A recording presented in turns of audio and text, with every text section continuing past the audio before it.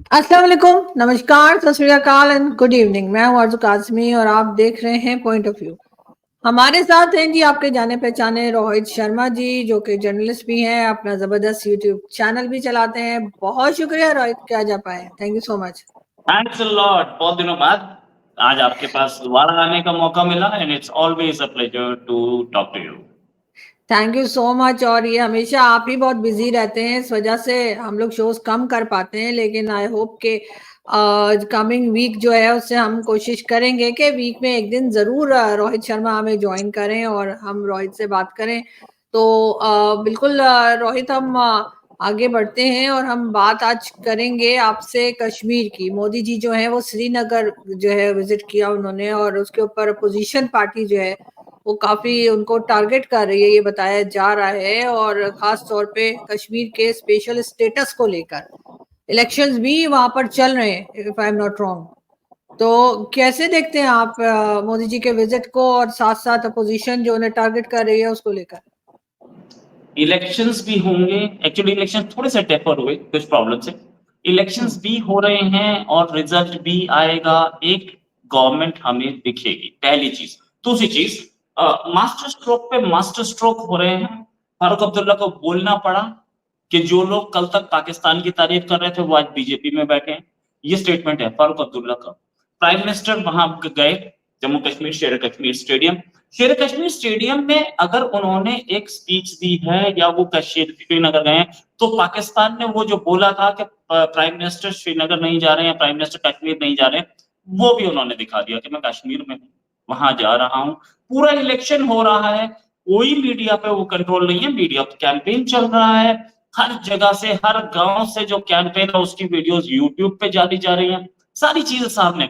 दो चीजें बहुत क्लियरली पाकिस्तान के सामने हमने रख दी। पाकिस्तान में मतलब पूरी वर्ल्ड के सामने, पाकिस्तान को हमें दिखाने की कोई जरूरत नहीं है, पूरी वर्ल्ड के सामने हमने रख दी कि कोई मीडिया के ऊपर बैन नहीं है, कोई मीडिया पे रिस्ट्रिक्शन नहीं है।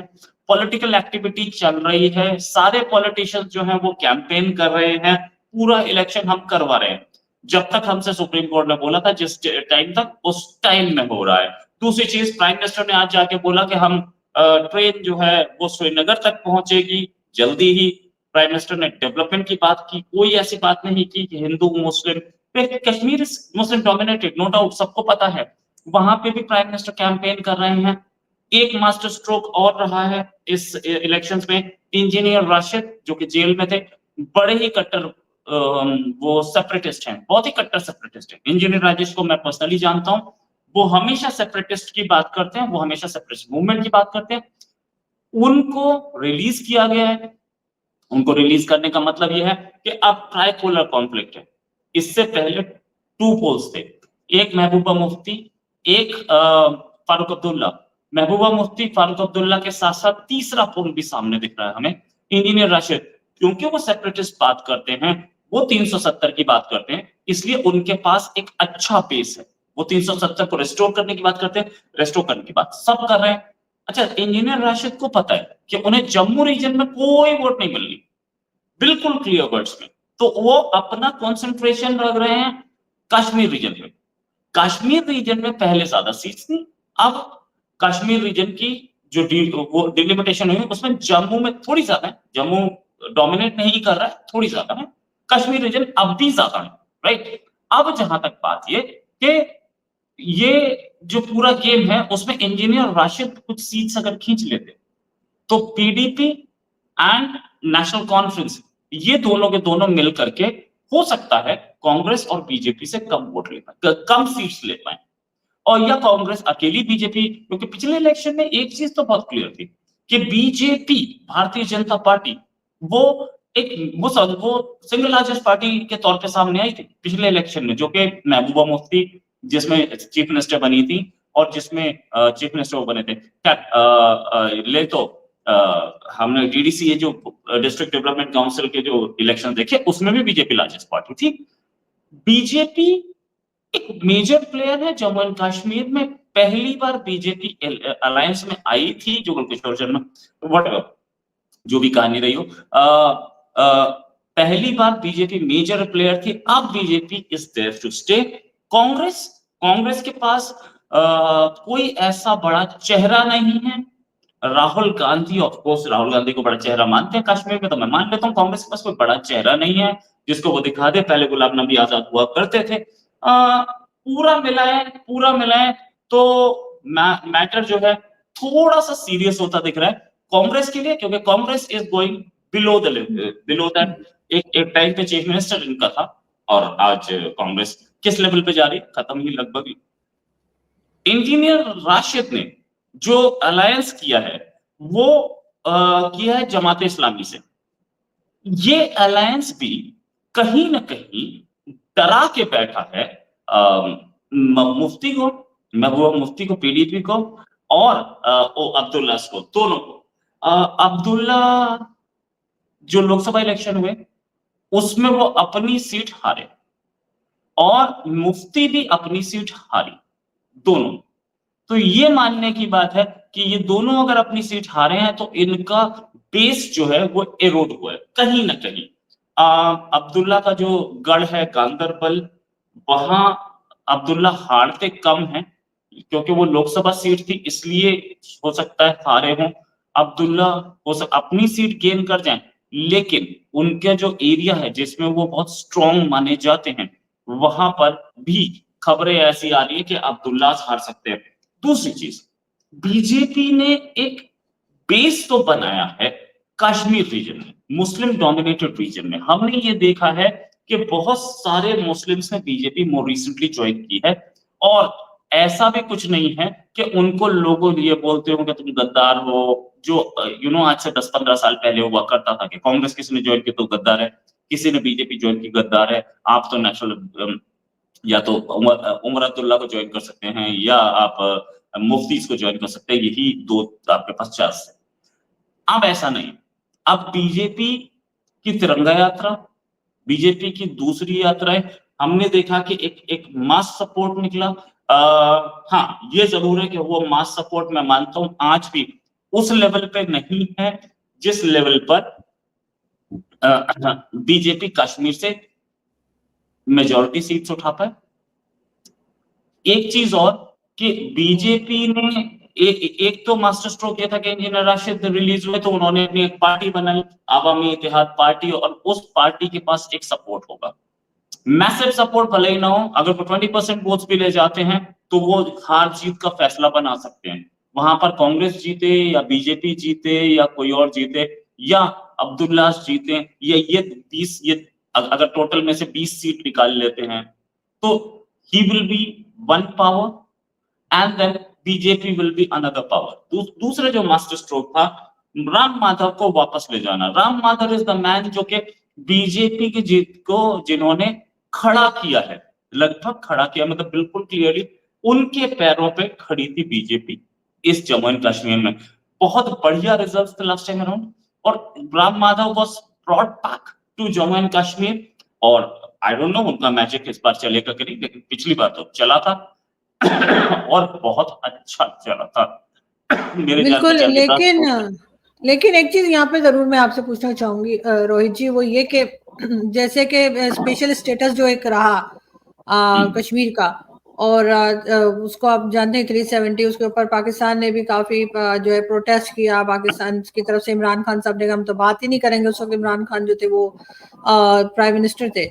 लेकिन भारत में लोगों ने बहुत अप्रिशिएट किया, भारत की जो गवर्नमेंट उस वक्त भी थी और अभी भी है मोदी जी की, उसको लोगों ने बड़ा अप्रिशिएट किया कि जी आपने तो बड़ा कमाल कर दिया कि आपने 370 हटा दिया और ये सब कुछ। लेकिन अपोजिशन पार्टी क्यों नाराज है? अपोजिशन पार्टी अभी तक वो तकरीबन वही जबान बोल रही है जो पाकिस्तान बोल रही है। तो क्या आपको लगता है कि पाकिस्तान ने ठीक किया था, या अपोजिशन पार्टी इस तरह की बात क्यों कर रही है? देखिए, ऑपोजिशन पार्टीज फेस सेविंग है उनके लिए। कांग्रेस से लोग ये पूछ रहे हैं कि बीजेपी ने जो काम अपने सेकंड टेन्योर में खींच दिया 370 हटाने का, वो बार बार कांग्रेस क्यों बोलती थी कि हट नहीं सकती? इसका मतलब आप एंटी नेशनल हो, इसका मतलब आप नहीं चाहते थे कि कंट्री एक कानून में आ जाए। तो कांग्रेस को वो जवाब देना भारी पड़ रहा है। दूसरी चीज, उमर अब्दुल्ला या अब्दुल्ला, उनके फादर फारूक अब्दुल्ला को उनका स्टेटमेंट रिकॉर्ड पे है कि मेरी लाश के ऊपर से 370 हटेगी। हट भी गई, लाश भी नहीं दिखी, तो वो क्या जवाब देखें? मुफ्तीज बोलते थे कि 370 कोई नहीं हटा सकता, हट गई, कर लो क्या करना है।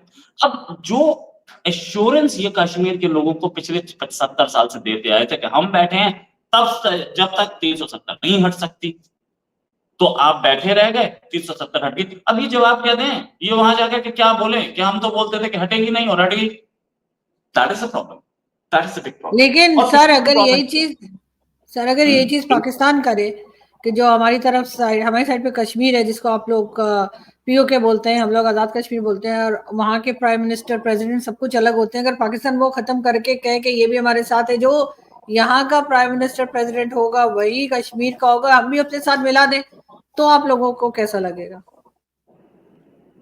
मतलब ये बात मुझे समझ में नहीं आई, ये कैसे हो सकता है? पाकिस्तान अपने वाले को बोले कि हमारी साइड का भी उसका है, वोट ली नहीं उसने एक, नहीं नहीं, वो आपकी साइड का नहीं, हमारी साइड पे जो कश्मीर है, हमने उसका प्राइम मिनिस्टर प्रेसिडेंट अलग कर रखा है ना, आजाद कश्मीर कहते हैं, वहां पे अलग है। अगर वो हम आजाद कश्मीर को हटा के बस कश्मीर करके अपने साथ मिला लें, और जैसे अभी शहबाज शरीफ है तो शहबाज शरीफ भी, और आसिफ अली जरदारी साहब जो है वही रहे वहां का, हम भी एक तरह का कोई देखा जाए तो एक अच्छा, स्पेशल ओके, स्टेटस के तौर पे ही हमने भी किया हुआ है ना, वरना उनका अलग से प्राइम मिनिस्टर या वो क्यों है? अगर हम भी खत्म कर दें इस सिस्टम को देखिए और उसको अपने साथ ही कर लें तो कैसा रहे? देखिए एक चीज समझिए कि आप उसको प्रेसिडेंट बोलती हैं, पाकिस्तान उससे प्रेसिडेंट बोलता है, पाकिस्तान उससे प्राइम मिनिस्टर बोलता है, कोई पावर्स हैं उनके हाथ में? अगर वो एक स्पेशल स्टेटस, मतलब वो एक अलग कंट्री है भाई, एक प्रेसिडेंट का कंट्री होता है, एक प्रेसिडेंट का एक अलग कंट्री होगा तभी प्रेसिडेंट होगा ना, एक अलग कंट्री होगा तभी प्राइम मिनिस्टर होगा ना, तभी एक अलग फ्लैग होगा ना जब अलग कंट्री होगा। तो क्या अभी पेरिस में वो ओलंपिक्स हुए थे कि वो गया था? वो नहीं गई थी वहां टीम, उनके जो लोग थे वो पाकिस्तान की टीम में गए थे। यूएन में बैठता है क्या? नहीं बैठता, तो या तो से यूएन में बैठाइए, डब्ल्यूएचओ का पार्ट है, डब्ल्यूटीओ का पार्ट है, तो वो आपने सिर्फ चीफ मिनिस्टर और गवर्नर को नाम प्रेसिडेंट और प्राइम मिनिस्टर देने से कुछ नहीं होता। Prime minister has to be prime minister, president has to be president. वो सारे के सारे नाम के लिए, हमारे सोवियत यूनियन एक जमाने में हुआ करता था, और उस सोवियत यूनियन में जितनी भी स्टेट्स थी, चाहे वो किर्गिस्तान हो, कजाकिस्तान हो, आर्मेनिया हो, हर एक की एक प्रेसिडेंट था, कोई पावर नहीं थी उनके हाथ में। वो सारे के सारे मॉस्को की ओर देखते थे। मॉस्को में जनरल सेक्रेटरी जो बाद में प्रेसिडेंट कर दिया था मिखाइल गोर्बाचोव ने उसको, वो सारे के सारे मॉस्को की ओर देखते थे, जो मॉस्को बोलता था वो मान लेते थे सबके सब। तो कोई प्रेसिडेंट, ये प्रेसिडेंट जो बनाए हुए हैं ये सारे डमी प्रेसिडेंट्स हैं, डमी प्राइम मिनिस्टर्स हैं। आप मिला ले अपने कंट्री में, आपके कंट्री में मिला ही हुआ है वो, उसकी अपनी करेंसी है क्या? उसकी अपनी आर्मी है क्या? वो तो आप ये मिला तो आपकी लीजिए साइड उसको। पे भी नहीं है ना सर, वो तो आपकी साइड पे भी नहीं है ना, उनकी अपनी तो ना हम लोग करेंसी है, ना उनकी अपनी कोई आर्मी है। लेकिन आपने एक आपने लॉ बना रखा था ना, एक आपने करा हुआ था कि जी आर्टिकल 370 है, तो वो हटा दिया। अगर मैं यही कह रही हूँ, अगर यही चीज पाकिस्तान करना चाहे अपनी साइड कश्मीर के लिए, तो क्या आप समझते हैं ये करके जो कश्मीर इशू है वो खत्म हो जाएगा? अच्छा एक चीज, आप इस लॉ को शायद इंडियन लॉ आपको पूरी तरह से नहीं पता, मैं आपको पूरी तरह से बता देता हूँ। मैं या रेस्ट ऑफ इंडिया के लोग जाके जम्मू कश्मीर में जमीन नहीं खरीद सकते थे, या वहां पर डोमिसाइल उनका नहीं मिल सकता था, ठीक है, क्योंकि 370 इम्पोज थी। ये सिर्फ जम्मू कश्मीर में नहीं था, एक आर्टिकल 370 जम्मू कश्मीर को डिवोटेड था। आगे आने वाले आर्टिकल्स अलग अलग कंट्रीज के अलग अलग पार्ट्स के लिए डिवोटेड है। ट्राइबल एरिया में भी जाके मैं जमीन नहीं खरीद सकता, मैं उत्तराखंड में भी नहीं खरीद सकता, क्योंकि वो ट्राइबल एरिया और वो माउंटेन वाला रीजन बनता है। मैं उस एरिया में जाके जमीन नहीं खरीद सकता जिस एरिया को ट्राइबल डिक्लेयर किया हुआ है। तो हम लोगों ने एक प्रोविजन दिया था, हमारे पास कोई प्रेसिडेंट प्राइम मिनिस्टर नहीं था हमारे कंट्री ने कभी। हम पहले दिन से बोलते थे Kashmir is inseparable part of India, अटूट अंग है हमारा, है वो। लेकिन पाकिस्तान कुछ ऐसा दिखाता है कि हमने उस कंट्री को, हमने आजादी दे रखी है, उसको इंडिपेंडेंस दे रखी है, उसको वो एक अलग कंट्री के तौर पे दिखाता है, बट एक्चुअल में उनके पास कोई पावर्स नहीं है। फ्रैंकली स्पीकिंग वो पाकिस्तान का ही पार्ट है, उसको पाकिस्तान की, उसके पास तो अपनी सेल्फ गवर्नमेंट तक नहीं है। एक एक गवर्नमेंट है वहां पे बैठी है, लेकिन हमने तो वो देखा कि बस के ऊपर से वो आजादी आजादी के नारे मारते हुए जिसको ये आपकी current minister chief minister Punjab ने ट्वीट किया था, मैंने वो ट्वीट देखा था, बाद में शायद उन्होंने डिलीट कर दिया, अच्छा नहीं लगा मुझे उन्होंने डिलीट कर दिया, लेकिन अगर रखती तो ज्यादा अच्छा होता। और वहां से आवाजें आती हैं कि प्राइम मिनिस्टर मोदी आप हमारे प्राइम मिनिस्टर हो, हमें हेल्प करो। वो मैंने एक तो अलग चीज है, लेकिन मैं यही कह रही हूँ कि क्या अगर पाकिस्तान भी है, उसको जो एक आजाद कश्मीर कहता है, अलग प्राइम मिनिस्टर वगैरह सब रखा है, अगर उसको खत्म कर दें उस सिस्टम को, और एक ही कंट्री है, बस एक ही प्राइम मिनिस्टर है, एक ही यही प्रेसिडेंट बात है, तो क्या यही भारत बात उसको एक्सेप्ट करेगा उस चीज को? देखिए, इंडिया तो साफ बोल चुका कि पीओके हमारा है, राइट? हम उस पर बात करेंगे, लेकिन मैं इतनी देर से जो आपको समझा रहा हूं वो ये है कि उस स्टेटस को एक अलग स्टेटस कश्मीर को दे रखा है आपने, माना, लेकिन क्या उसके पास एक्चुअल में स्टेटस है, क्या उसके पास एक्चुअल में पावर्स हैं? उसको उधर जो गवर्नर आप बनाते हो रेस्ट ऑफ द स्टेट्स में, उस गवर्नर को वहां पे प्रेसिडेंट का नाम दे रखा है, और एक चीफ मिनिस्टर बनाते हो रेस्ट ऑफ द स्टेट्स में, वहां पे आपने प्राइम मिनिस्टर का नाम दे रखा है, बस इतना फर्क है। बाकी वो एक्चुअल में पोजीशन में वो आपके हाथ में है सब कुछ, इसमें कोई शक नहीं। और इंडिया जब कश्मीर की बात करता है तो गिलगित बाल्टिस्तान साथ बात करता है कि कश्मीर एंड गिलगित बाल्टिस्तान दोनों के दोनों हमारे जम्मू एंड कश्मीर का पार्ट है। तो उधर तो आपने एक अलग चीफ मिनिस्टर बना ही दिया गिलगित बाल्टिस्तान में, जबकि आप यूएन में बोल के आए थे, यूएन के रेजोल्यूशंस आपने पढ़े थे कि उसकी आइडेंटिटी सेम रखनी है और उसको तोड़ना नहीं है, और उसको चीफ, आपने तो यूएन को नजरअंदाज करके उसको एक अलग स्टेट बना ही दिया है। तो वो ये सारी की सारी चीजें तो पाकिस्तान खुद करता घूम रहा है ना, हमारा तो कुछ इसमें है नहीं।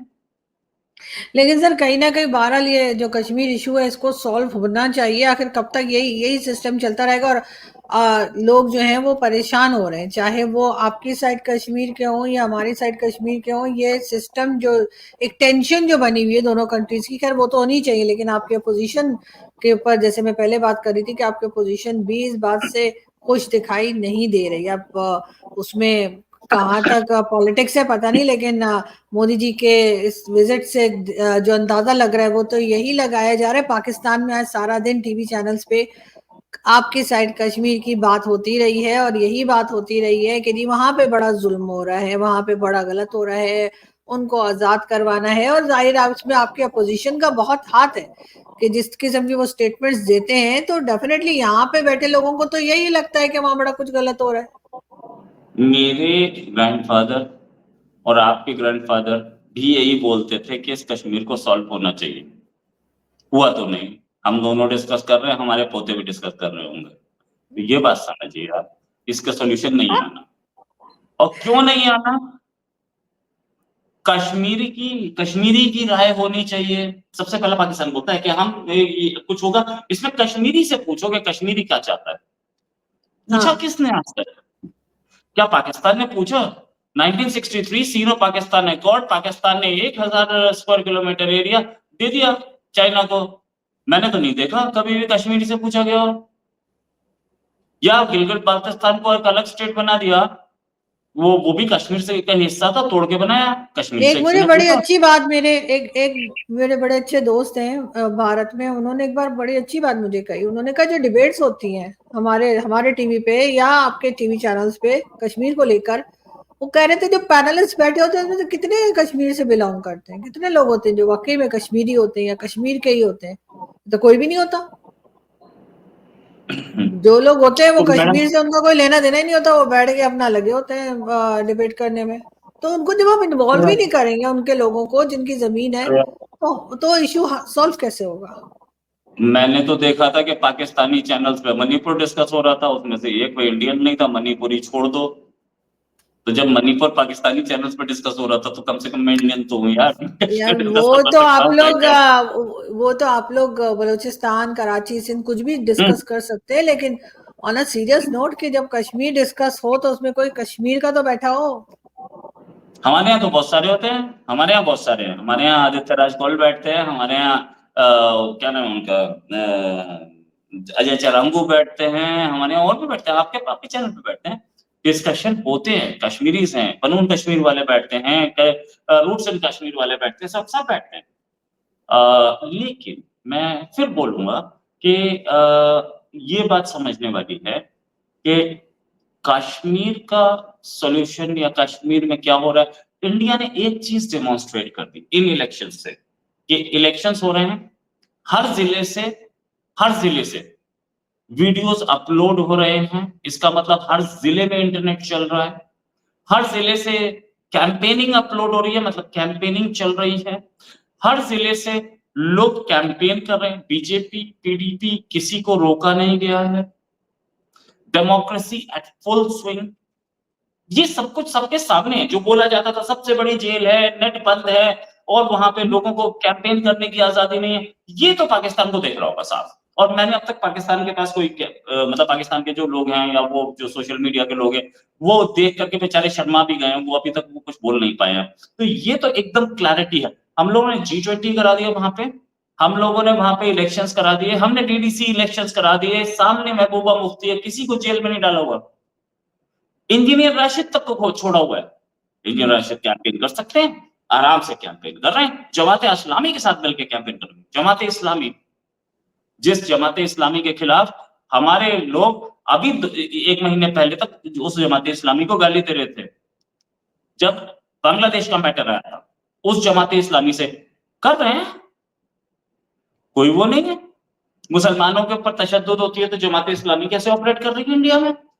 कर रही है। तो ये इलेक्शंस जो हैं पूरी वर्ल्ड के सामने एक चीज दिखाने वाले हैं कि इंडिया में क्या हो रहा है, इंडिया में मुस्लिम्स कितने फ्री हैं, और ये भी कि इंडिया में अगर हमारे कंट्री में डेमोक्रेसी कैसे काम करती है और इंडियन साइड ऑफ कश्मीर में लोग कितने खुशहाल हैं, साफ दिख रहे हैं। आप YouTube पे सर्च मारिए, सिर्फ सर्च मारिए, आपको बड़े-बड़े घर दिखेंगे, गांव में लोग रह रहे हैं, हॉस्पिटल्स दिख रहे हैं, गांव में एम्बुलेंसेस चलते दिख रहे हैं। पाकिस्तानी साइड ऑफ कश्मीर को भी दिख रही होंगी, या पाकिस्तानी साइड ऑफ कश्मीर में अगर यूट्यूब, वैसे भी यूट्यूब पे 50 रेस्ट्रिक्शंस लगने वाली है ना अभी हाल में, वो इसीलिए लग रही है। आपके पाकिस्तान में वो रेस्ट्रिक्शन लगाते हैं ना, हर बार यूट्यूब धीरे कर देते हैं, ये वो इसीलिए रहती है कि इंडियन साइड ऑफ कश्मीर में कितना डेवलपमेंट है ये ना दिख जाए। तो जो भी है वो छुप नहीं सकता था, जो डेवलपमेंट होता है अगर तो वो डेफिनेटली दिखेगा। और लेकिन बहरहाल कश्मीर के इलेक्शंस पे हमारी नजर रहेगी, और जैसे जैसे आगे बढ़ेंगे थर्ड फेज मेरा ख्याल है 24 या 25 को है, और उसके बाद 4 अक्टूबर को रिजल्ट है, तो उसके ऊपर भी हम आपसे बात करते रहेंगे और उस पर अपडेट्स लेते रहेंगे। थैंक यू सो मच कि आज आपने ज्वाइन किया, बहुत शुक्रिया। Thank you.